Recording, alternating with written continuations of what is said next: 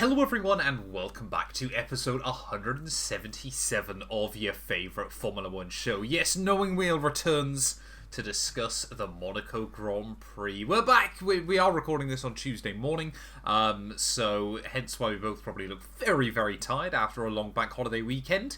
Jamie, did you get up to anything exciting, good sir? I went out yesterday, just to the Peak District. It was lovely. Yeah, that's as exciting as it got for me. I'm sure you were out in the clubs of Cheltenham or something, weren't you? No, good heavens. I haven't been into a club in Cheltenham in 4 years? Oh. I don't go out, Jamie. I don't go out at all. It's fantastic. Well, we can refer to last summer's podcast and disprove hence why I don't go out. That was certainly not in Cheltenham either.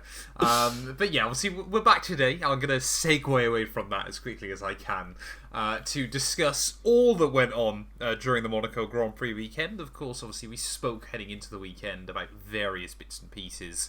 But of course, you know, once the cars get on the track, all focus really, isn't it, is on the on-track action. I was thinking about this as well, obviously, because I watched a fair amount of everything that was going on throughout the weekend. Monaco, I feel, is one of the only tracks where I genuinely enjoy sitting down and watching free practice. There's just something about it that feels always special. It's just, I think, the intensity where you kind of, like, it could just jump cut to somebody in the wall at any moment. And it's kind of that intensity of the edge of your seat thing of like, wow, they're really on edge the whole time. You know, one little lock up or a mistake and they're just gone. They're out of the session. So I think that's always just a bit more excitement. And I think we've both in the past said we absolutely love Monaco as an event. I don't want it to get dropped, but I'm sure we'll get onto it. But the race this time round was didn't cover itself in glory. That's for sure.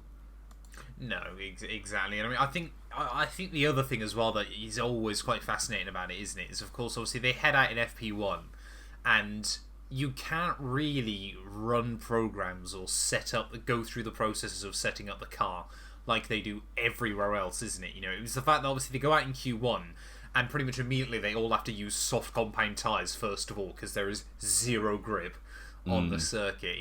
And you know, it is those little things, as we said. Obviously we'll talk later on in the show obviously about Monaco and its future like we do every year, but it is those little things as well that it's kind of like it's a unique challenge, and maybe Formula 1 needs to steer more into that. That being said though, free practice, of course, Jamie mentioned there, you know, often it's, you know, you can just cut someone in a wall pretty quickly. You know, you always get the occasional like taps, you know, the beautiful camera shot going through the exit, the swimming pool chicanes, where obviously, you know, they're right up on the wall, occasionally nudging it. But really the only major incident we saw was actually Valtteri Bottas, wasn't it, early on in FP3, absolutely stacked his Kick Sauber car.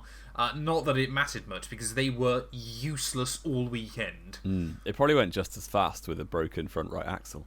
So yeah, that car was awful, like cut adrift awful at the back in qualifying. And yeah, I don't think the hope is really there. And I worry not only as a Joe fan but also as a Hulkenberg fan what he's got himself in for next season, because the way that team's going is only backwards at the minute, and that's a bit worrying. They need that Audi backing as soon as they can. I mean, you kind of think about it, of course. Obviously, we've seen AlphaTauri, Haas, and obviously now Alpine scoring points so far this year. Of course, one of the big stories and Williams coming to... Yeah, and obviously Williams this weekend. Jamie, spoilers.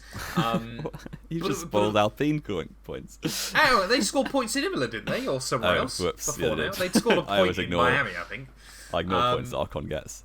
Exactly. But obviously, one of the other big talking points this weekend was obviously James Vowles obviously saying that Williams are... Well, obviously they came out last week, didn't they, saying they reckon they're 15 kilos overweight, which they reckon is close to half a second a lap. But of course, he actually added to that this weekend because it's believed now, obviously, with Alpine now making upgrades on their car, it's basically only Williams that is overweight. And the idea that Kick Sauber are still normally getting beaten by a Williams car that is half a second off the pace they know they can have basically for free is slightly alarming, isn't it? Yeah, and it genuinely wouldn't surprise me now if they don't get points at all this season, which finishing P11 in the first race might be as good as it gets. Incredible, yeah. Yeah. I mean, I think that that probably was as well an element of. Do you remember? Obviously, 2022 wasn't it? Obviously, Alfa Romeo, which obviously was Kick Sauber before Kick Sauber, had a fantastic run at the start of the year, but that was simply because they were the only teams that got down to the weight requirement. You wonder whether obviously this year as well. Well, they probably have, exactly, and I wonder why that strong result there was obviously because most of the teams still were a few kilos away from that minimum. But it kind of feels at the moment, isn't it, that Kick Sauber are pretty much exactly where Haas told us Haas would be at the start of the year. A bit away from the rest of the field, and especially I think when Williams do get that weight down, which they reckon they should by the summer break. I think they're just in big trouble, aren't they? They're basically requiring a race of chaos. Yeah, I agree, and it's not a fun time to have to be invested in that team. No, certainly not ideal.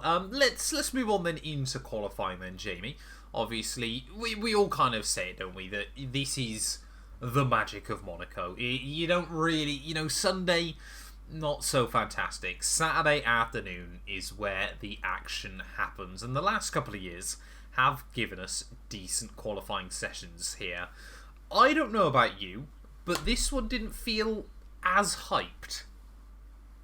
Not really. I think certainly when we got to Q3, it felt like all of the times were set on the first run, which always gives a bit less hype just because they've got a little bit in the tank, haven't they? Usually they're not pushing to the absolute limit. And the second runs, when you kind of see the yellow sectors pop up, it's like, oh well, this is it then.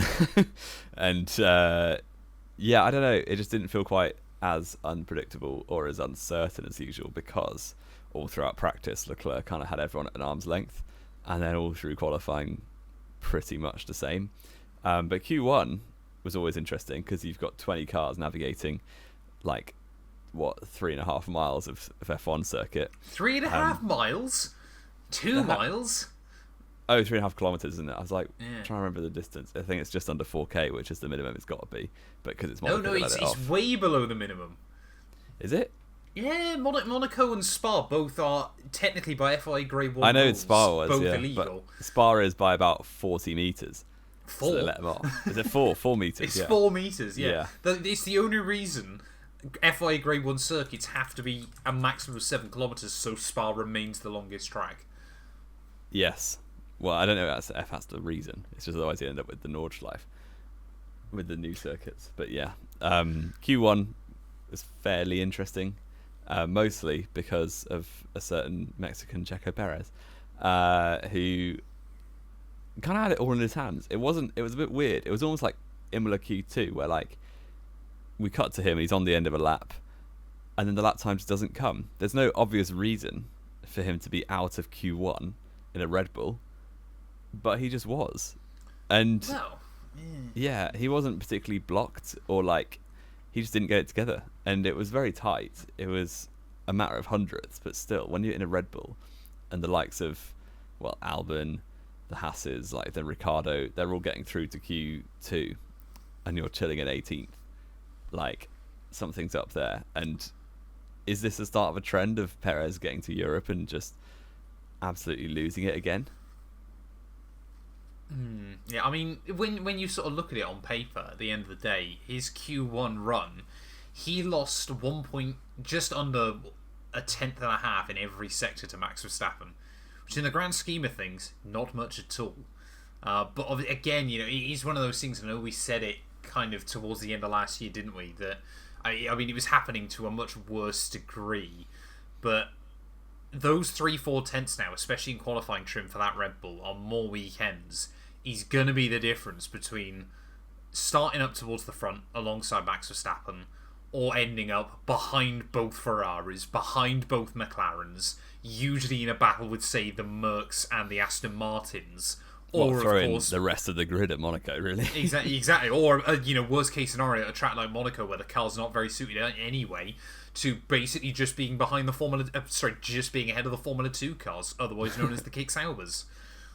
Indeed, yeah, not the best from Perez, and he'll be desperate to get into Q3 at Canada, because 3 in a row suddenly becomes a bit of a trend, doesn't it? If it's the same as last year as well. He's got to make Q3 there, and I mean, again, obviously we'll talk about it a bit later on, but Red Bull are already slightly worried about how they're going to get on in Canada as well, which we love to hear it. As a Formula 1 fan, we love to hear the idea that the all-conquering dominant team is potentially looking to struggle more. And there's still people out there saying it's one of the greatest cars of all time. Not a chance. It's terrible. Exactly. Give us a title fight, I beg. But I mean, you mentioned Sergio Perez there, of course, out in Q1. There was another big name out in Q1 as well, wasn't there?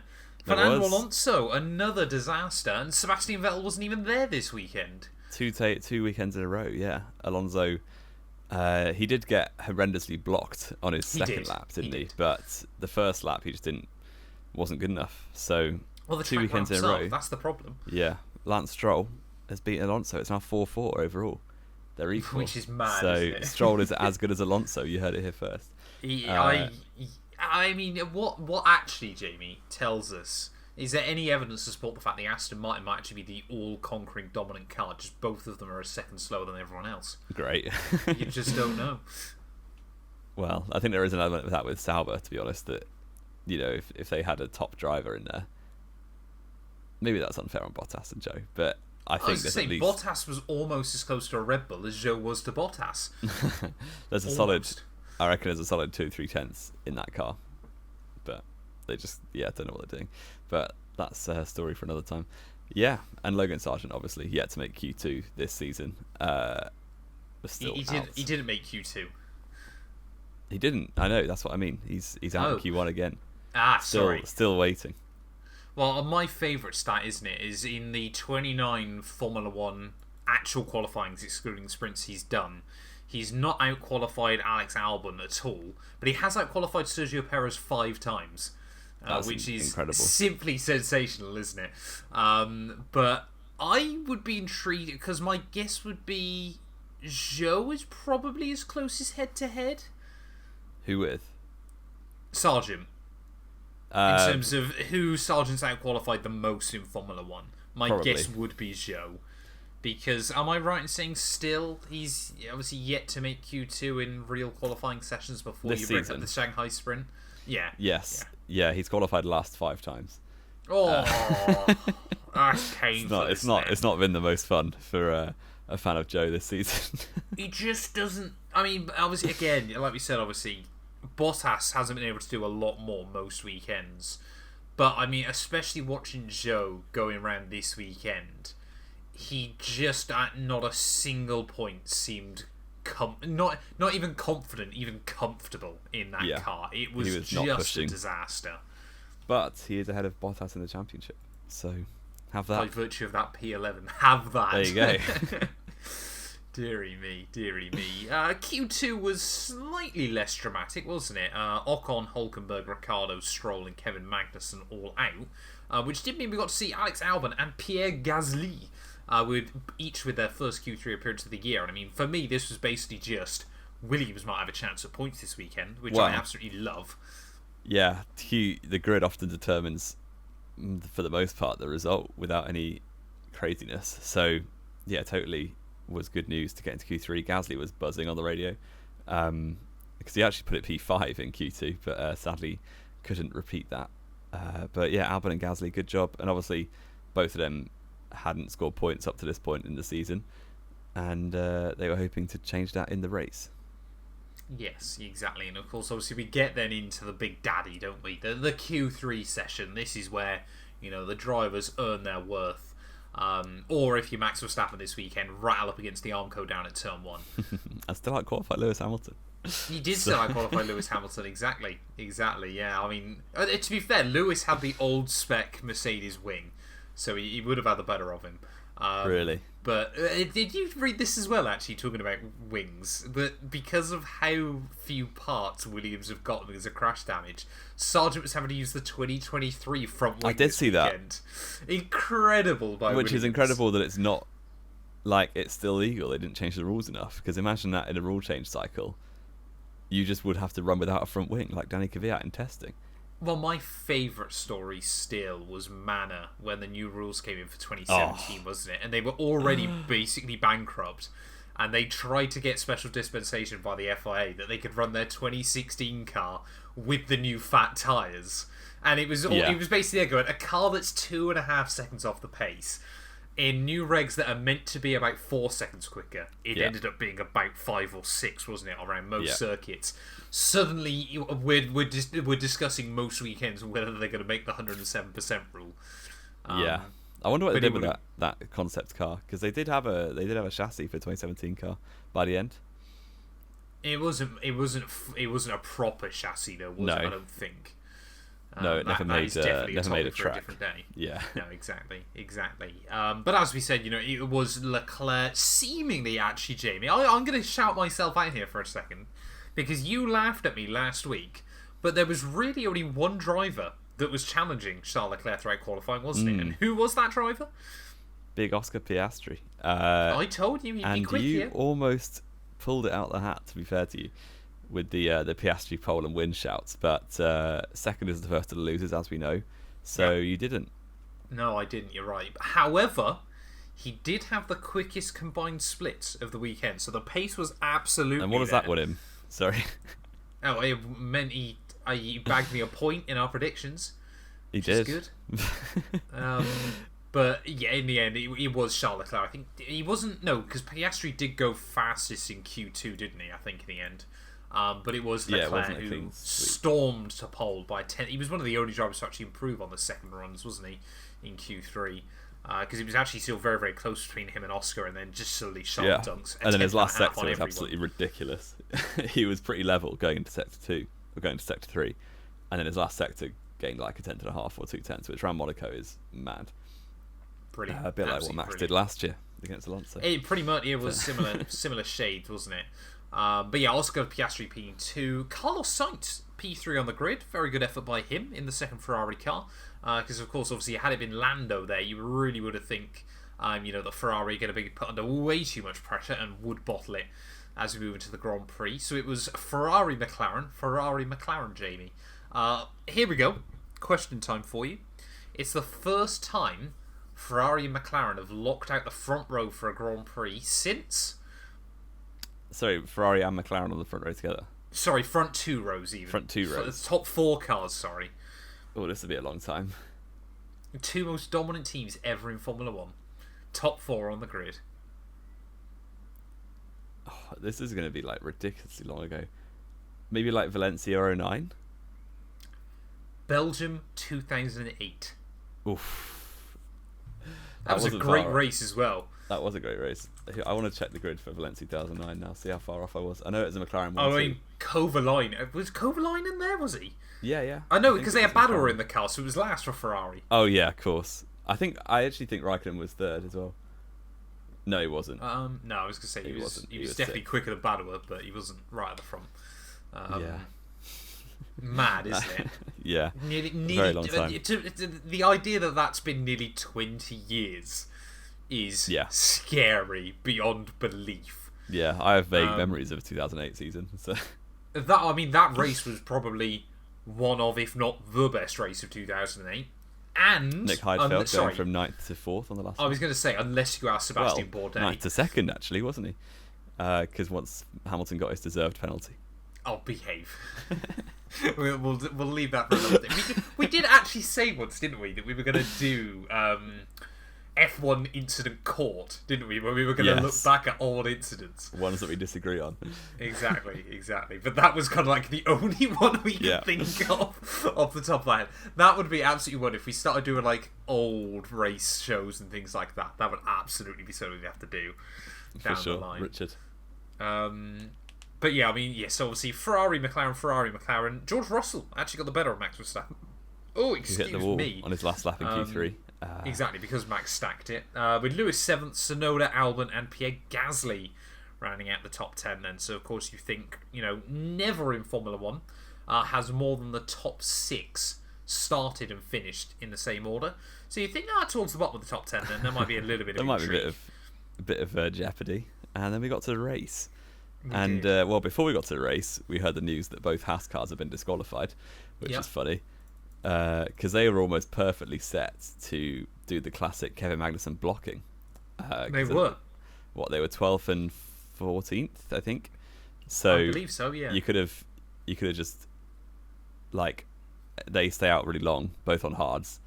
Everyone pits on mediums, goes behind Magnussen. Magnussen drives at 2 miles an hour. And then Hulkenberg finishes P1. That would have been amazing. But sadly, they were put back in P19 and 20. They also had the option of not being on the grid, but they chose to be on the grid. And I'm sure nothing bad happened on lap 1 for Haas because of that decision. I thought they weren't allowed to start from the pit lane. It said on the original tweets that they were going to start from the pits. Well, that's normally the rule. Yeah. But I thought because it's Monaco, it was kind of like, hang on a minute, you're not having a get out of jail free card if there's carnage at the start. You're getting lumbered in there. But not being in a crash because you would rather be last is not exactly a get out of jail free card. Wait, no, because you would have been last anyway, because you would have started from the pit lane. Yeah, but starting on the grid is only an advantage because you can make places. Or you can crash. But, that's on you. Yeah, I don't know. I feel like they could have started from the pits if they wanted to, but they chose Well, not I feel like in hindsight they probably should have, looking at it. Well, but there we are. There you go. Talk me through the start, Jamie. Well, the start of the race, you had, obviously, Charles Leclerc on pole from Oscar Piastri with Carlos Sainz next to him. Leclerc gets a very good launch and is immediately not under pressure into turn 1. Who is under pressure is Oscar Piastri, who has Carlos Sainz down his inside. And Piastri does very well to hang it around the outside, very bravely. And there's a small bit of contact between Sainz's front left and Piastri's kind of floor on the right-hand side of the car. And then going up the hill, immediately Sainz is going very slowly. And it's not just because he's driving at Monaco. It's actually because he has a front left puncture from this crash and immediately just goes off the track at Casino Square. The camera cuts back to Oscar Piastri right behind Charles Leclerc with a massive gap to Norris now. And Piastri is all over him into the Nouvelle chicane. Can he make a move? No, he can't. And then the red flag is shown on the timing tower. And we think, what on earth are the FIA doing? Have they seriously red flagged it because Carlos Sainz is down an escape road? The answer was no. To be fair, he wasn't down an escape road, was he? He wasn't, but he was out the way. He was out the way pretty well. They could have absolutely just... they could have just safety card that. Yeah, definitely. But they couldn't have safety card what has happened off screen, which was a massive crash between Sergio Perez and the two Haas cars of Kevin Magnussen and Nico Hülkenberg. And that wasn't the best showing by Perez and Magnussen mostly. Hulkenberg was definitely an innocent victim, but that's just his luck when he's on for a podium back in P20. P20 at Monaco when he's on for a podium. Definitely would have undercut a lot of them. Okay. Talk me through that. Do you want to talk through the crash? Because I just talked for 2 minutes. It was one of those. Because of course, immediately you think, oh my, it's happening. Magnussen's getting a race ban. That's got to be 2 points for it. So basically, obviously, between turn 1 and turn 2, it actually isn't a straight line, as you will believe. Obviously, the circuit does kind of twist left and right slightly. Perez didn't get a particularly good run at turn 1. Basically, obviously, tried to pin Magnussen down to the wall. Any other driver in that situation would have backed out of it, because you can understand, the wall's going towards me. I'm going into a gap that's disappearing. I should probably back out of this, because I'm not far enough alongside the car in front. Magnussen absolutely has the mentality of, if you don't move out of the way, we are having a crash. And that's exactly what happened. So Perez obviously gets turned across his nose straight into the wall. It was actually a huge shunt, wasn't it? That Red Bull, they reckon they sustained close to $3 million worth of damage. So have fun with your budget cap. But yeah, Magnussen. Don't bother with that anyway. They'll spend it on the caviar. Yeah, exactly. Magnussen obviously completely out of it as well, and yeah, Hulkenberg unlucky to be collected. As he, I mean, how hard do you reckon his foot was down on that throttle when he saw that instant gun on the outside? To try and just squeeze through on the left, and sadly the Red Bull slewing across the track caught him and turned him around, and that was it for both Haas cars out on lap 1, while some of their rivals were just chilling in the top 10, which was not ideal for the points in the championship. But one of their rivals, Alpine, were also having their own little nightmare at Portier, weren't they? I mean, this is just hilarious, isn't it? Very funny. And Esteban Ocon, once again, crashing into his teammates. And how often have we said that over the last 6 years, or 7 or 8 even years since he's been in Formula 1? Yeah. What is he doing?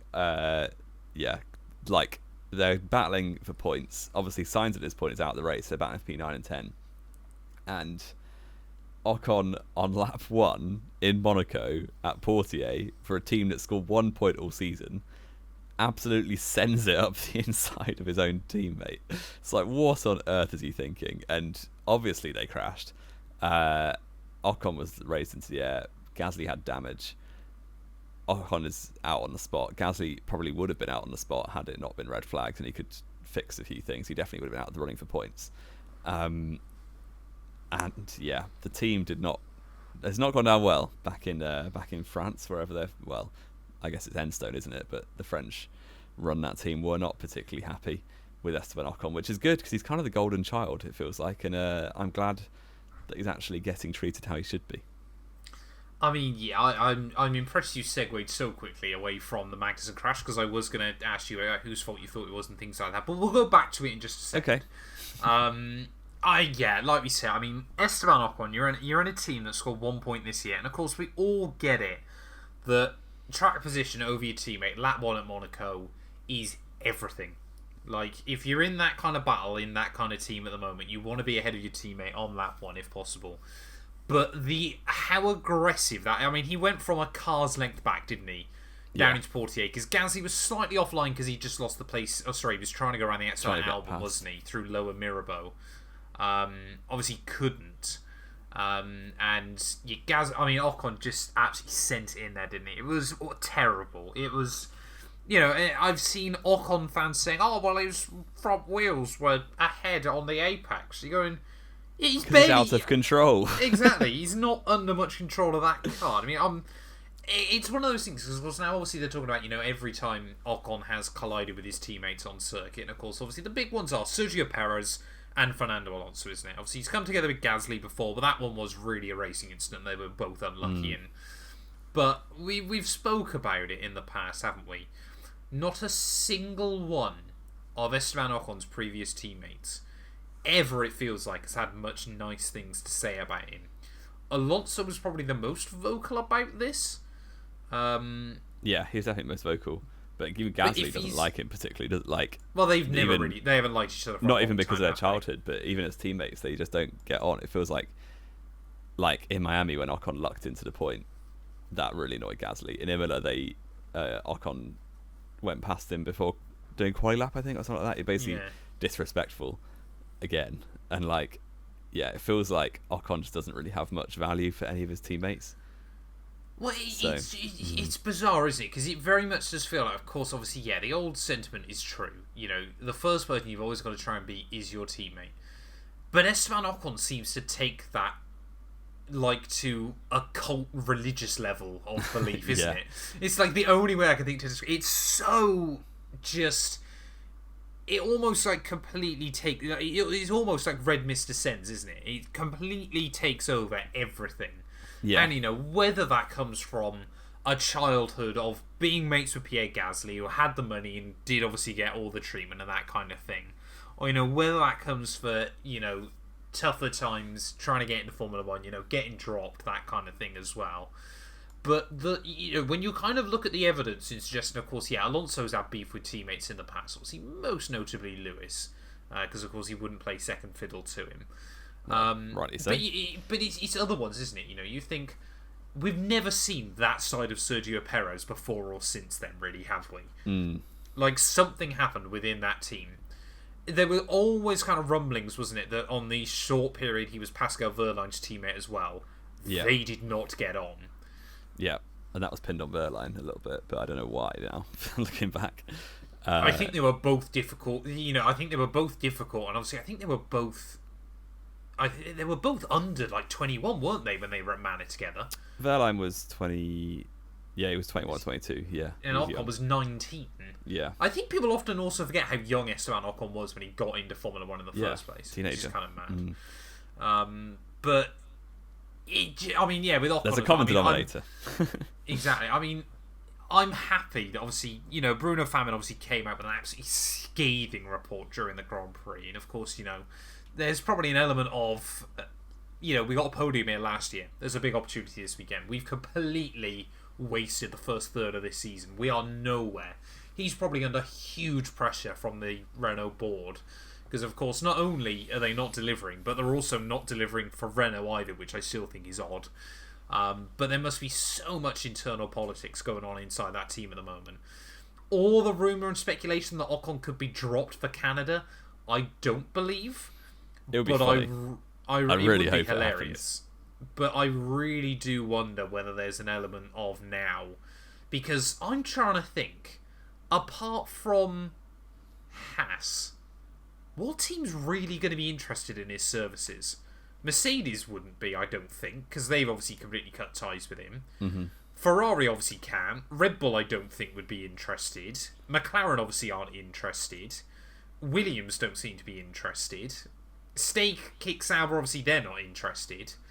You're basically looking, obviously AlphaTauri or VCAR, whatever they're called, wouldn't care for him. Yeah. You're basically looking at staying at the team you're at, or maybe going for an odd move to Haas, which seems like a step kind of backwards. He's just kind of isn't helping himself when it's quite on the record that he's looking for a way out of Alpine. But why would anyone take him? Because it's all well and good taking the difficult teammates. You'd argue Max Verstappen in his time has been a difficult teammate to some people, as has Lewis Hamilton, as has Fernando Alonso. But these drivers, they're almost valid in being annoying teammates because they're class.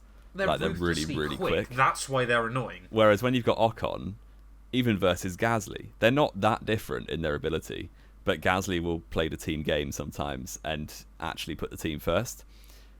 Whereas it doesn't seem like Ocon will. So why would you pick him when these drivers? Obviously, there's not hundreds of them, but you've got at least 10 drivers who are about as good as Ocon, and the other 9 are all going to put the team ahead of the driver. So, I mean, it's something I've said is kind of a bit of a half joke, but also half true. But if you're, Formula 1 is probably the most expensive sport to go professional in, isn't it? It costs a ridiculous amounts of money. If you've somehow been able to make it after living in a caravan for how much you've sacrificed, and still people don't like you, you've clearly done something wrong with your image. And I say that as a joke a lot of the time, but there is definitely an element of it rings true. Yeah. Because I guess obviously that no driver is going to really talk about it, unless they write a book 15 years from now. But it really does, you wonder what Esteban Ocon not only is like behind the scenes as well. Because to be fair, this year, you've got to also say he has done the better job than Pierre Gasly most weekends. Only he has marginally. been able to get only a little bit, but he has reliably had that extra tenth or two over Gasly this year. And it almost seems like the one time Gasly's had the better of him, he's kind of gone, well, that's not right. I'm not letting this happen. And then obviously immediately has taken himself out of the Grand Prix. It's just odd, isn't it? Yeah, he's a strange character. Definitely. And yeah, that was the end of his race. And it could be the end of his F1 career if we're going to dramatise it. Could it be that Jack Doohan now drives... I'm getting you clickbaited on that now. Great. Career over could it be on the thumbnail. Jack Doohan into Renault or into Alpine for the rest of the season? No, it won't be. I don't think it will be. But I would love to see Doohan get a shot. I love all the people going, oh my god, Mick Schumacher could come back. Please don't make that happen. No. Please. Yeah, it's a weird one, isn't it? Let's cycle back then slightly because Jamie was so desperate to segue to French slander. Perez Magnussen, who are we saying is to blame there? Because I'll be honest, obviously kind of the evidence from a lot of people was, Perez saw he was there, he should have given him more room. I'm not convinced he should have. Yeah, in the current rules. And also, it's Monaco on lap 1. You're not exactly going to lift off to give someone space, are you? Like, it's almost... Well, sometimes you're going to have to. It's on the car behind to not crash. In that instant, yeah. Yeah. I can see why they didn't penalise it, because the FIA bottle jobs when it comes to penalty points. They won't give him a race ban. It was more on Magnussen for me. And Hulk said it on the radio, didn't he? Like, that was unnecessary, totally. Like, yeah. You know, when the Haas start last, almost the only car you're not fighting is a Red Bull. So, yeah. I think, had Magnussen been on any less than 10 penalty points, that would have been 2 penalty points on his licence. But because he's on 10 penalty points, it was no penalty points on his licence. It's also lap 1, so they're often more lenient. That's also true. That is also true. But of course, obviously all of that carnage and debris everywhere did bring out the red flag, which basically meant the race was ruined, wasn't it, to be honest? Yes. Because, I mean, the fact they gave Sainz back his position, I'm not sure how I feel about that. Ridiculous. I don't get it at all. I want to know when the rule changed, because Bahrain 2020, when Grosjean obviously had his massive fireball crash, they obviously didn't all complete Sector 1 that day. But they still took the timings from the safety car line before. I thought the red flag came out down at the hairpin. No, it was definitely earlier than that. As soon as the fireball went, they threw the red flag. Cars were going through turn 4. But they took the timings from the safety car line just at the end of the pit exit. So it wasn't perfect, but it was Bottas had lost 2 places or something like that. I can't remember. And obviously, they all had done Sector 1 this time, apart from the cars that had crashed, and Joe, who had just did a massive crash and was trying to avoid all the debris. So, why couldn't they at least, either use Sector 1 or just use the safety car line at the pit exit? It was strange. Yeah. I mean, it's... I guess the thing is, what probably was a bit more frustrating about that one was it was completely Sainz's fault. He had shot himself in the foot. Yeah. And that, I think, is what annoys people more than anything else. But, of course, it meant, basically, everyone got a free pit stop, so everyone who could go onto the hard tyres did. It did leave a little bit of intrigue, didn't it, between Max and the Mercs, because, obviously, they started the race on hards. Yeah. So, obviously, we're going to have to then try and nurse a set of mediums for the rest of the afternoon. But pretty much that was basically all that then happened, wasn't it? Yes. It was a quintessential Monaco Grand Prix. Even worse than most Monaco Grand Prix, because at least the pit stop period can be interesting. We've been kind of spoiled, haven't we? Over the last 2 Monaco Grand Prix have actually been interesting because it's been changeable conditions. Even without the changeable, though, you think like 2017 had interesting pit stops. Yeah. 2019 had obviously Max crashed into Bottas in the pit lane. That was quite interesting. Yeah, it was a shame to not have that. And I wonder if we do the F2 rule and be like, pitting under a red flag or changing your tyres under a red flag doesn't count as a mandatory stop. Or that you can't pit inside the first 6 laps. Because let's be fair, the F2 race was hilarious shithousery by Zach O'Sullivan. Yes. Incredible. For those of you that didn't watch it, 42 lap F2 feature race. He stayed and did 40 laps on a set of mediums, basically waiting for a safety car at the end. Pitted 4 seconds before a virtual safety car came out because someone else snacked it. You can't pit under VSC because they closed the pit lane. But because he was in before it came out, he got the benefit of a VSC without the pit lane being closed, and they won the race. And Isaac Hadjar cried about it, and it was lovely. He did. So, it wasn't great. It was not a good weekend for the French because Victor Martin. What's happened to Victor Martins this year? That's a topic for another day. But he's really not doing very well. It gave us some interesting radio messages. This race, Leclerc getting aired by Brian Bozzi was funny. Is that his name? I think so. That's his name. Bozzi, something. Probably Bozzi actually, isn't he? He's Italian. I don't know. Yeah, Leclerc being like, I have this much margin, or do you want me to say? And he's like, no, we don't. We didn't ask, basically. Yeah, shut up, do your job. And then also Max on the radio driving behind driving behind Russell, going about 5 seconds off the pace. Being I should have bought my pillow. That was one of my favourites. And it becoming very useful the next time Max is dominating a race. Exactly. I guess the only other really funny bit, of course, was the fact that Aston Martin threw Alonso's race away and then Stroll stacked it anyway, which was incredible. And that should serve Aston Martin as yet another reminder why you don't sacrifice your 2-time Formula 1 World Champions race for your Canadian paid driver. Yes, was and it wasn't fantastic. even the funniest part was they did all this to get P11 for Stroll, and he couldn't even bring P11 home. No, he didn't even manage P11 in the end, which was just fantastic. Bottas did make, I believe, the only on-track overtake of the day. No, there were a couple more. Was there a couple more? Yeah, sorry, no. The stat I read was there was more cuts to drivers' girlfriends than there were overtakes. Yes, yeah, that's 7 definitely against true. 5. And I'm pretty certain we only saw Charles and Carlos's girlfriends. Yeah, I mean, who else is there to show, really? Yeah, I suppose. Formula 1's become Has Piastri got a girlfriend? single. Yeah. Have you never seen Piastri's girlfriend? She looks like a porcelain doll. It's bizarre. What? Okay, well, I said, my girlfriend was showing me her. It's like the weirdest thing in the world. fair enough. There you go. But, yeah, this is not Vitaly Petrov's girlfriend. Dating female Eric Boulier. Looks like Eric Boulier. I still think about that from time to time. Oh, it's So funny. So funny. And that was really it. The top 10 did not change from the Your beginning. voice octave did. My voice octave did. That was a shame. Radio check. And yes, that was funny. That was, the first time ever.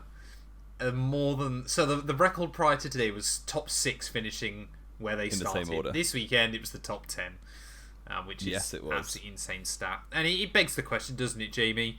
Do we need to get rid of the Monaco Grand Prix? nah, no, we don't. What do we actually need to do, Jamie? Because you're a man of culture and you know wheel. Joker laps.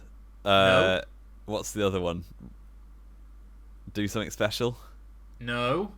Oh I no. thought you know wheel. What do we Change need to the do? cars. Oh, of course, yes. How could I forget? Make the cars smaller, and you might get some overtakes. Exactly. How many? I mean, the fact we said this about drivers were saying this about Imola last week. How many tracks do we believe need to be dropped off the calendar before we accept actually maybe the tracks aren't the real issue here? It's actually the cars. Well, They or do we just desperately need shrinking. keep making massive tracks in the Middle East, and then we'll be alright, won't we? Well, apparently, yeah. Formula 2, they proved you can still have a decent race around Monaco. It Behrman wasn't, switched you back know, on Antonelli. It was very good. Monaco's never going to be the greatest race on the calendar, but it can absolutely deliver some action, like Formula 2 did. Actually, And what I it also still- proved to us is that I tyre will- blankets need to be banned. Yeah. Well, they are going to be next year. They are. I will die on the hill that mandatory pit stops in red flags, or if you can't make a mandatory stop in a red flag, because then, you know, everyone would have still had the variation in strategy, and a lap 1 red flag doesn't ruin a race like this. So No, I'm with you on that one. Well, I think Although- that actually would have made things very interesting. it would have taken Gasly's win away from him in 2020. So I'm glad that's happened, but now we can change the rule. Now you can change the rules, exactly. Before Ocon gets a look in. Actually, it wouldn't have changed the win because he didn't pit under red flag, did he? That was Stroll. Yeah, He pit before the red flag. he yeah. did. So his pit stop would have been fine.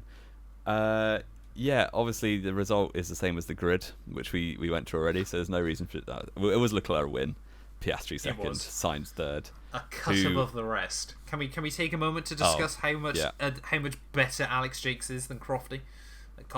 I'm not a massive Crofty hater, but the final lap commentary from Alex Jakes was top, and Crofty's was not at all. Yes, and Carlos Sainz, who did half a lap on a punctured set of mediums, and the other 77 laps on the same set of hards, is very interesting. And then you had the rest of the grid, as we know: Norris, Russell, Verstappen, P6. Title fight on the cards? Definitely not. Oh, baby. I want to believe. I Yes. think Charles Leclerc hasn't finished outside the top 4 this year. Max has twice. Well, that means Charles he's Leclerc due. is the more consistent driver. Leclerc's due a terrible DNF. Then, isn't Oh, he? after Canada, they'll end up 8th. They'll bring upgrades to that Ferrari, and it'll end up going backwards. We know it. But imagine if we ended up in a world where Max, Charles, and Lando had a title fight this year. It won't be this year. I hate to break it to you. I reckon, I want to believe. I think Max will probably still win it, but I think Ferrari and McLaren are going to be there more often than not now. Max will win it before the last race of the season. It wouldn't surprise me if we end up with an eggy, he takes it in Qatar kind of thing. He'll take it with 2 or 3 races left. Probably. Yes. Sorry to pour cold water on the hype. Exactly. No, Jamie, we've got to keep the hype up. It's going to be an 8-way title I'm fight just a going Max into fan. Abu I can't be Dhabi. bothered with a title fight. Yeah, you're so bad. So bad. Yes. But speaking of, I'm going to do your quiz. Oh, because there's going to be no time limit, because it might go longer, it might not. Probably won't, knowing me. It probably won't. Max Verstappen finished P6 for the first time since Brazil 2022 in a GP. Yes. The first time he finished P6, and as a clue, remember that, was Bahrain 2016. You're just going to have to name the finishing order, front to back, of that race. Oh, no. That is awful. See how far you get. Awful. Rosberg won it. He did. It might. Yeah, I won't say anything. This might be over instantly. Because obviously Lewis didn't start and then got completely careened into by Bottas.